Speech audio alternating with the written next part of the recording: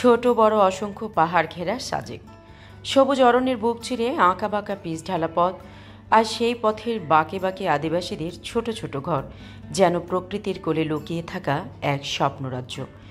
পাহাড়ের টিলা থেকে হাতছানি দিয়ে ডাকে সবুজে মোড়া প্রকৃতি ও নীল আকাশ। পাহাড় ও মেঘের অপূর্ব মিলনের জন্যই সাজেককে বলা হয় মেঘের রাজ্য। খাগড়াছড়ি শহর থেকে প্রায় ৬৭ কিলোমিটার দূরে দুর্গম পাহাড় চূড়ায় অবস্থিত এই মনোরম উপত্যকা।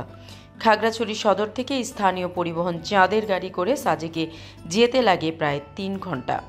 পাহাড়ি আঁকাবাঁকা পথে যেতে যেতে দেখা মেলে হাসি মুখে হাত নাড়া ছোট ছোট আদিবাসী শিশুদের। তাদের সরলতা আর পাহাড়ের সবুজ অরণ্য একসঙ্গে ভ্রমণ পিপাসুদের মুগ্ধ করে।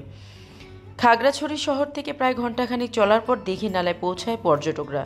এরপর বাংলাদেশ সেনাবাহিনীর তত্ত্বাবধানে সাজেকে প্রবেশের সুযোগ মেলে। পর্যটকদের নিরাপত্তায় সেনাবাহিনীর কার্যক্রম প্রশংসনীয়।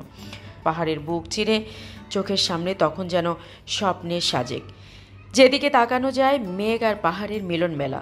দূরে চোখে পড়ে ভারতের আসাম রাজ্যের পাহাড়, যেন প্রকৃতির আরেক অনবদ্য দৃশ্যপট। সাজেকে 2টি পাড়া রয়েছে, রুইলই ও কংলাক। রুইলই থেকে কংলাক পাহাড়ের দূরত্ব মাত্র 3 কিলোমিটার। রুইলইয়ের কটেজে থাকা পর্যটকরা সাধারণত একবার হলেও ঘুরে আসেন কংলাক পাহাড় থেকে। সাজেক না এলে কখনো বুঝতাম না বাংলার প্রকৃতি এতটা সুন্দর হতে পারে। চোখের সামনে পাহাড় আর মেঘ দেখে মন ভরে যায়। আদিবাসীদের জীবনযাত্রা, কাঠ ও বাঁশের তৈরি ছোট ছোট ঘরগুলো সবকিছুই অপূর্ব।